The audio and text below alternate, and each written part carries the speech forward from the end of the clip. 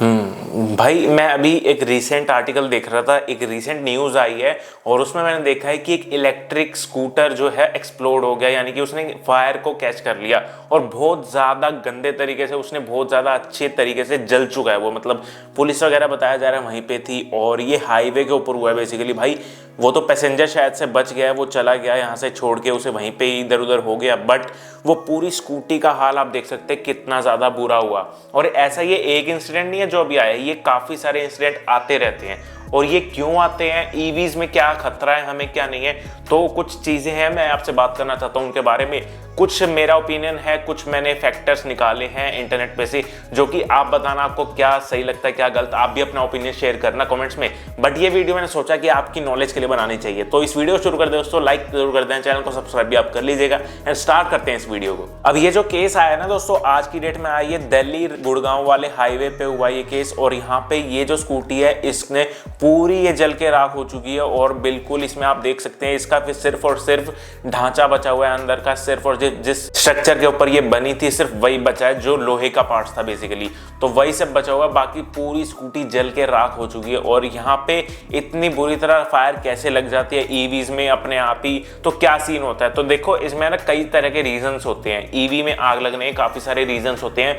और यहाँ पे रीजंस है कि ईवी सेफ नहीं है काफी जगह पर, और काफी जगह पे सेफ है भी, बिकॉज वो इन्वायरमेंट फ्रेंडली होती है। वो चीज हमें पता है कि भाई इलेक्ट्रिक व्हीकल्स इन्वायरमेंट फ्रेंडली होते हैं, वहां पे हमें पेट्रोल से जो पोल्यूशन वगैरह होता है, पेट्रोल डीजल वगैरह से, वो इनमें देखने को नहीं मिलता है बिकॉज ये चार्ज होते हैं। बट भाई यहाँ पे जो ड्रॉबैक्स है वो ये है कि देखो जो बैटरी डलती है ना इलेक्ट्रिक व्हीकल्स में, चाहे वो स्कूटर है चाहे वो कार्स है, ऑब्वियसली कार्स का अभी तक मैंने कुछ ज्यादा सुना नहीं है ऐसा केस, और मैंने कार का बेसिकली शायद से आया भी नहीं है ऐसा कोई गाड़ी में आग लग गई हो बेसिकली। बट मुझे फिर भी मैं आपको बताना चाहूंगा कि उसमें भी बैटरी तो होती है ना इलेक्ट्रिक कार्स में भी, तो वो चीज है कि अगर आपकी जो स्कूटर या स्कूटी या कार वगैरह किसी भी चीज में आपकी इलेक्ट्रिक है, यानी कि उसमें बैटरी है, तो बैटरी अगर ओवरहीट होती है भाई साहब, तो वहां पे वो फायर पकड़ सकती है, वो वहां पे अपने आप ही ब्लास्ट कर सकती है। छोटा सा एक्सप्लोजन हो सकता है, बड़ा भी हो सकता है, बैटरी के साइज पे डिपेंड करता है वो। बट वहां पे यहाँ पे आपको पूरी जल जाएगी वो चीज जिसमें अंदर वो लगी हुई है, चाहे वो स्कूटर हो, चाहे वो बाइक हो, चाहे वो गाड़ी हो, क्योंकि यहाँ पे बहुत ही ज्यादा मेजर फायर पकड़ लेती है वो चीज। और यहाँ पे इसका रीजन मेजर तो यही होता है कि अगर आपकी जो बैटरी है वो ओवरहीट कर दे।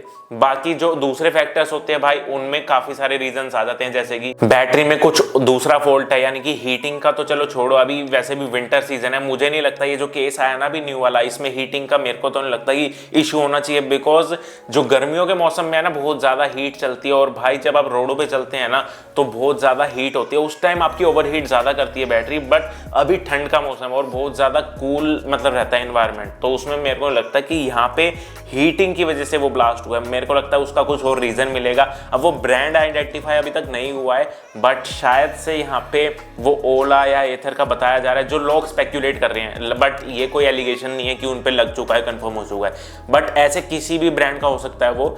लेकिन यहाँ पे मेजर फैक्टर्स जो दूसरे ये हैं कि एक तो बैटरी में कुछ दूसरा मैन्युफैक्चरिंग डिफॉल्ट हो, या फिर स्कूटी के अंदर ही कुछ मैन्युफैक्चरिंग डिफॉल्ट हो, वर्कशॉप रिपेयर्स आपने करवाए हो किसी थर्ड पार्टी से या फिर उनके खुद के शोरूम से भी, तो वहां से कुछ रिपेयर करते हुए कुछ डिफेक्ट हो गया हो, तो उसकी वजह से वो कैच कर ली उसने फायर, या फिर आपकी बाहर से कहीं से किसी आसपास की जगह से फायर उसने पकड़ ली। तो ये सब काफी सारी अलग अलग फैक्टर्स होते हैं, बट यहाँ पे जो मेजर फैक्टर्स बोले जाते हैं वो यही होते हैं कि एक तो मैन्युफैक्चरिंग डिफेक्ट हो सकता है या फिर बैटरी ओवरहीट हो सकती है। तो भाई ये सब चीजें है ना आपको इलेक्ट्रिक व्हीकल्स में देखने को मिलती है। और मैं अपना ओपिनियन बताऊं अगर अब, तो यहाँ पे मैं अभी कंसिडर नहीं करता हूँ बिल्कुल भी कोई भी इलेक्ट्रिक व्हीकल लेना, ना ही मैं शुरू से सीएनजी को प्रेफर करता हूँ। देखो मैं शुरू से मेरा यही है कि ना तो मैं सीएनजी को प्रेफर करता हूँ, ना ही मैं बैटरी ऑपरेटेड व्हीकल्स को अभी प्रेफर करता हूँ, बिकॉज मुझे कहीं ना कहीं उनका ये भी है कि उनमें काफ़ी ज़्यादा हमें लिमिटेशंस देखने को मिलती है, काफ़ी ज़्यादा मतलब मुझे ये नहीं चाहिए कि मैं बार बार बैटरी अगर मेरी रास्ते में स्टॉप हो गई, और अभी आपको पता है इंडिया में इतने ज़्यादा पावर पॉइंट्स अभी हैं नहीं, तो उसमें अभी टाइम लगेगा थोड़ा, तो जब हो जाएगा जब सोचेंगे। बट अभी के लिए मेरा जो यही है कि मैं रुकूँ नहीं। पेट्रोल पंप तो आपको पता है कि हर 1 किलोमीटर बाद मिल जाते हैं हमें, मोस्टली हमें मिल ही जाता है पेट्रोल पंप कहीं ना कहीं पे, तो ये सीन होता है। बट यहाँ पे बैटरी का सीन यही है कि अभी मेरा ओपिनियन यही रहता है कि मैं उसको प्रेफर ही नहीं करता अभी। हाँ, ब्रांड्स काफ़ी ज़्यादा अच्छा काम कर रहे हैं बैटरी ऑपरेटेड व्हीकल्स को लाने में, और हमको भी अच्छा लगता है उनको रिव्यू करने में भी, हमने पास्ट में भी किया हुआ है। बट इन चीज़ों पे ब्रांड्स को ध्यान देना चाहिए भाई। काफ़ी ज़्यादा केसेस आ चुके हैं इनके, स्पेशली जो स्कूटर्स वगैरह होते हैं ना, उनमें बहुत ज़्यादा केसेस आ चुके हैं वेल नोन ब्रांड्स की तरफ से। तो भाई उनको ध्यान देना चाहिए कि इन स्कूटी वगैरह में जो फायर पकड़ लेता है, भाई बंदे ने 1 लाख रुपए की स्कूटी ली है, तुम्हारी तरफ से अगर तुम मैन्युफैक्चरिंग में तुम्हारी फॉल्ट है या फिर तुम्हारी बैटरी में कुछ फॉल्ट है, तो उसको अच्छी बैटरी दो ना, अच्छी बैटरी उनमें फिक्स करो, या फिर अच्छी प्रोडक्शन करो स्टार्ट, या फिर अच्छी मैन्युफैक्चरिंग पे ध्यान दो। तो वो चीज़ें ज़्यादा मायने रखती है, इंस्टेड ऑफ आप यहाँ पे ज़्यादा नंबर ऑफ सेल्स को शो कर रहे हो या फिर कुछ भी है। वहाँ पे कस्टमर सर्विस बेटर होनी चाहिए आफ्टर सेल्स जो होती है, क्योंकि एक बार अगर उसने आग पकड़ ली तो वो पूरा व्हीकल जल के राख हो जाता है, और उसका फिर ना तो ब्रांड जिम्मेदारी लेता है, कई बार बहुत ज़्यादा सिरदर्दी वाला काम हो जाता है। एक बारी को ब्रांड कर भी देगा उसको कंपेंसेट आपको, बट उसकी वजह से जो आपका टाइम, आपका माइंड सब बर्बाद हो जाता है ना, वो चीज़ें कोई कंपेंसेट नहीं कर सकता। तो भाई ये सब चीज़ें हैं। और ये वाला जो केस आया है ना गुड़गांव, जो दिल्ली गुड़गांव वाले हाईवे का, ये वाला बिल्कुल ही रिसेंट है भाई, आजकल में हुआ ये। और मैंने सोचा भाई आपको बताना ज़रूरी है कि आप कभी भी कोई व्हीकल लेते हैं ना इलेक्ट्रिक, सबसे पहले उसका क्वालिटी चेक करिए। एक तो सबसे पहले आप पूरा अच्छे से देख ले, आपका जब व्हीकल की डिलीवरी हो रही है उसको अच्छे से देख ले कि कहीं से कुछ भी आपको मिस हैपनिंग तो नहीं लग रही। उसकी बैटरी अगर आपकी स्वैपेबल है तो वहाँ पे भी आप ज़रूर से चेक करें कि बैटरी एकदम न्यू है यहाँ पे, और बैटरी में कहीं कुछ डिफेक्ट तो नहीं है। तो ये सब चीज़ें आपको ज़रूर से देखनी चाहिए कहीं भी